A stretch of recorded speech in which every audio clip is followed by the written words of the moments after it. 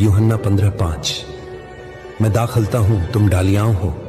जो मुझ में बना रहता है और मैं उसमें, वो बहुत फल लाता है, क्योंकि मुझसे अलग होकर तुम कुछ भी नहीं कर सकते। तू सुबह उठता है और व्यापार की चिंता करता है।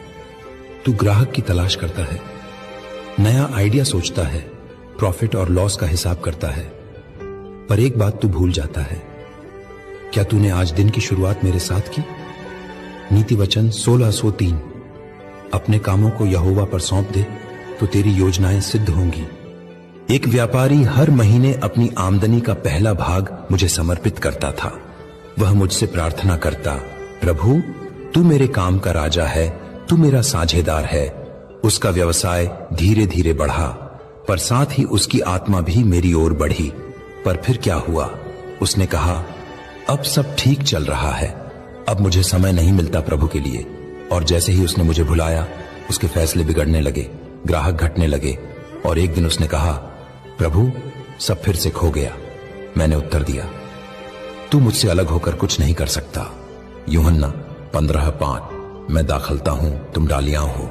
जो मुझ में बना रहता है और मैं उसमें, वह बहुत फल लाता है, क्योंकि मुझसे अलग होकर तुम कुछ भी नहीं कर सकते। तेरा व्यापार सिर्फ बैंक बैलेंस नहीं है, वह एक जिम्मेदारी है जो मैंने तुझे दी है इस संसार में मेरे राज्य को प्रकट करने के लिए।